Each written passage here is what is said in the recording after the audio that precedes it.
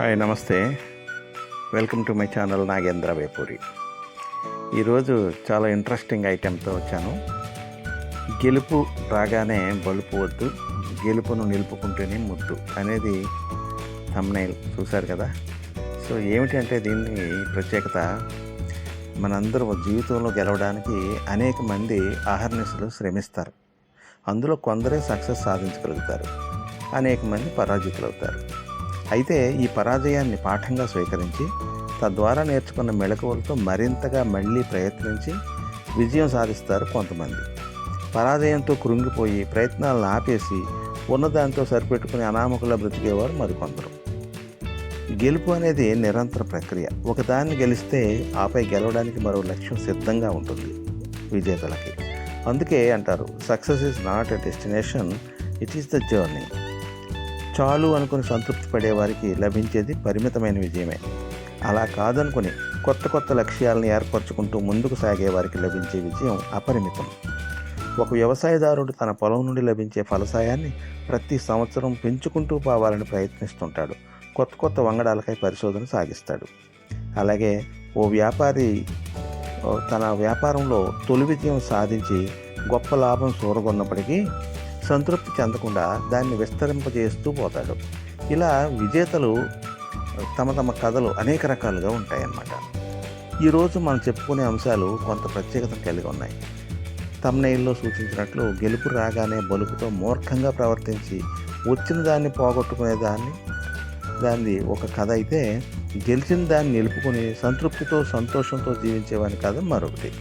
ఇవి రెండు కూడా కల్పిత కథలు కాదు, వాస్తవంగా జరిగిన సంఘటనలే. అవేమిటో చూసే ముందుగా మీరు నా ఛానల్కి సబ్స్క్రైబ్ చేసుకున్నారని తలుస్తున్నాను.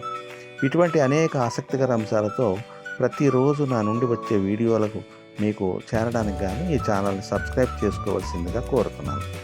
ఆ తర్వాత ఈ కథనం మీకు నచ్చినట్లయితే లైక్ చేసి కామెంట్ చేయడం ద్వారా ఈ వీడియో మరింత మందికి చేరేందుకు దోహదం చేయవలసిందిగా కోరుతూ, ఇక అసలు విషయంలోకి వెళ్దామా. మరి మీ అందరికీ కేబీసీ గురించి తెలుసు, అంటే కౌన్ బనేగా క్రోర్పతి.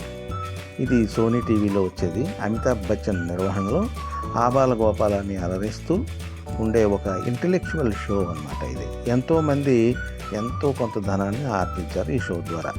కొందరైతే ₹1 ఆర్జించారు, కొందరు 5 కోట్లు, ఒకడు 7 crores వరకు కూడా ఈ బహుమతిగా పొందడం జరిగింది ఈ కార్యక్రమం ద్వారా. అలా 2011వ సంవత్సరంలో జరిగిన ఒక ఎపిసోడ్లో అన్ని ప్రశ్నలకి సరైన జవాబులు ఇచ్చి 5 కోట్లను గెలుచుకున్న అదృష్టవంతుడు సుశీల్ కుమార్ అనే ఒక యువకుడు. ఇతను బీహార్ రాష్ట్రంలో పాట్నాకి 150 కిలోమీటర్ల దూరంలో మోతీహరి అనే ఊరికి చెందినవాడు ఈ సుశీల్ కుమార్. ఇతను కంప్యూటర్ ఆపరేటర్గా పనిచేస్తూ కేబీసీలో పాల్గొనే ప్రయత్నం చేశాడు. అదృష్టవశాత్తు అతని ప్రయత్నం ఫలించి అతనికి హాట్ సీట్లో కూర్చునే యోగం లభించింది.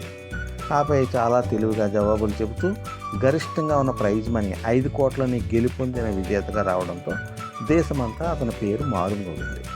కేబీసీలో 5 కోట్లు గెలిచిన సామాన్యుడు అంటూ అతని గురించి అన్ని పత్రికలు, ఎలక్ట్రానిక్ మీడియా వెలుగులోకి తేవడం జరిగింది. ట్యాక్స్ పోగా మిగిలిన డబ్బుతో అతను తన గ్రామానికి తిరిగి వచ్చేసరికి అతనికి అఖండ స్వాగతం లభించింది. ఎప్పుడు సంపద వచ్చినా అప్పుడు బంధువులు వత్తురు, అది ఎట్లన్నన్ కుప్పలుగా చెరువు నిండిన కప్పలు 10,000 చేరు కదరా సుమతి అని శతకాలుడు చెప్పినట్లు ఎక్కడ లేని బంధువులు వచ్చి సుశీల్ కుమార్ని అభినందనలతో ముంచెత్తారు.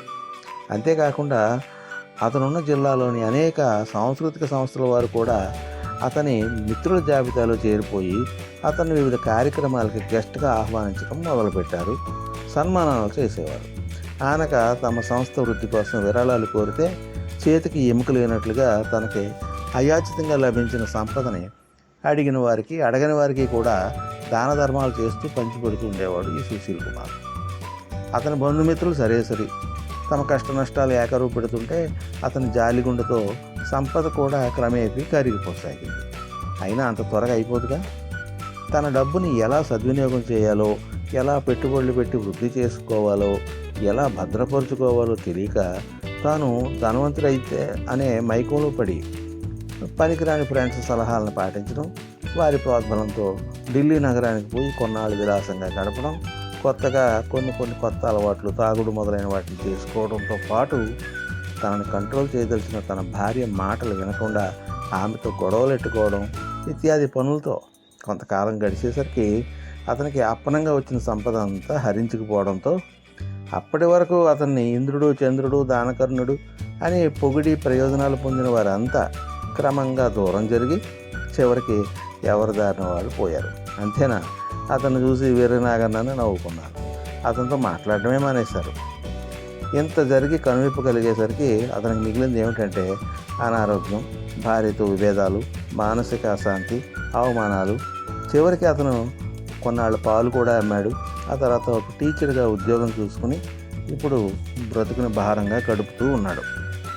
కేబీసీలో 5 కోట్లు గెలుచుకున్న క్షణం నా జీవితంలో అత్యంత దురదృష్టకర క్షణం అని అన్నాడంటే అతని దీనస్థితి దీనికి అర్థం చేసుకోవచ్చు. దీనికి కారణం అతని మూర్ఖత్వం, అపరిమిత సంపద లభించిందనే భావంతో అడ్డు అదుపు లేకుండా ఖర్చు చేయడం, అపాత్రదానం చేయడం. ఇతని జీవితం అందరికీ ఓ గుణపాఠం లాంటిది. చేతిలో డబ్బు ఉన్నప్పుడు దానిని భవిష్యత్ అవసరాలకి భద్రపరచుకోవాలి, జాగ్రత్త పడాలి, పొగడతలకి పొంగిపోకూడదు. గోతికాడి నక్కల్లా మాయ మాటలతో డబ్బును కాజేసేవారిని దూరం పెట్టాలి. దురలవాట్లకు లోను కాకుండా ఆరోగ్యాన్ని కాపాడుకోవాలి. అందుకే గెలుపు రాగానే బలుపు లేకుండా పొదుపు పాటిస్తూ ఖర్చుల్ని, బంధుత్వాలని అదుపులో ఉంచుకోవాలి. లేకుంటే బళ్ళు వాళ్ళైనట్లే వాళ్ళ బళ్ళు అవుతాయని గుర్తెరిగి మసులుకోవాలి. ఇది సుశీల్ కుమార్ అనే పరాజితుడైన ఒకప్పటి విజేత కథ. ఇక రెండోది కూడా కేబీసీ కథే. ఇక్కడ ఈ ఇన్వాల్వ్ అయిన పర్సన్ పేరు ఆందోళన చెందని గృహిణి. ఇక రెండో కథ గురించి చెప్పుకుందాం. ఇది కూడా కేబీసీకి సంబంధించిన కథే. ఇక్కడ కూడా ఒక విజేత, ఆవిడ పేరు రాహత్ తస్లీం అనే ఒక మహిళ. ఈవిడ కేబీసీలో పాల్గొని ₹1 కోటి గెలుచుకున్నారు. ఆ ఘనత సాధించిన తొలి మహిళగా ఈవిడ తెలిసొచ్చారు. పన్నులు పోను 70 లక్షలు వచ్చినా కూడా ఈ తస్లీంలో ఎలాంటి మార్పు రాలేదు. ₹8,000 జీతం సంపాదించే ప్రభుత్వోద్యోగి భార్యగా, 2 పిల్లల తల్లిగా తన సాధారణ జీవనశైలిని వదులుకోలేదు. ఇప్పటికీ కూరగాయలు కొనడానికి నేనే వెళ్తున్నా, కాకపోతే గతంలోలా పెరుగుతున్న ధరలను చూసి ఆందోళన చెందడం లేదంతే అన్నారామె. ఎంత ఎదిగినా పాదాలు భూమి మీదే ఉండాలి అంటారామె. ఇప్పటికీ దిగువ మధ్య తరగతి ప్రజలుండే చోటే తన సొంత ఇంట్లోనే నివసిస్తున్న తస్లీం మంచి కాలనీకి మారాలని వచ్చిన సూచనల్ని తోసిపుచ్చారు. కాకపోతే ఇంటికి మరమ్మతులు చేయించి పైన మరో అంతస్తు కట్టిస్తున్నారు. బండలు మార్చి చలువరాయి వేయించుకున్నారు. ఇంటికి వచ్చే అతిథుల కోసం కొత్తగా సోఫా కొన్నారు. డబ్బును జాగ్రత్తగా ఖర్చు పెట్టుకోవాలని కేబీసీ నిర్వాహకులైన అమితాబ్ బచ్చన్, సిద్ధార్థ బసు ఇచ్చిన సూచనలను తస్లీం పదే గుర్తు చేసుకుంటారు. ఇంట్లో చోటు లేనందున కారు కొనడం లేదని చెప్పారు. కొత్త వ్యాపారాలకు సంబంధించి బంధుమిత్రులు ఎన్నో సలహాలు ఇచ్చారని, తాను అలవాటైన కుట్లు, అల్లికలకు సంబంధించిన బోటిక్ వ్యాపారమే చేయాలని నిర్ణయించుకున్నానని ఆమె చెప్పారు. ఇందుకోసం మినరల్ మెటల్స్ ట్రేడింగ్ కార్పొరేషన్లో ఉద్యోగాన్ని భర్త వదిలేస్తున్నారని వెల్లడించారు. ఆమె 16 ఏళ్ల కూతురు, 12 ఏళ్ల కుమార్తె స్థానిక డిఏవి కేంద్రీయ విద్యాలయంలో చదువుతున్నారు. వారిని అక్కడి నుంచి మార్చే ఆలోచన లేదని తస్లీం చెప్పారు. తాను డబ్బులు లేక వైద్య విద్య చదవలేకపోయానని, ఇప్పుడు టీచర్ అవ్వాలనే ఆలోచన ఉందని అన్నారు. ఇప్పటిదాకా ఉపాధి కోసం చుట్టుపక్కల పిల్లలకు ఫీజు తీసుకుని టైలరింగ్, ఎంబ్రాయిడరీ నేర్పించేదానని, ఇక నుంచి ఉచితంగా శిక్షణ ఇస్తానని తెలిపారు.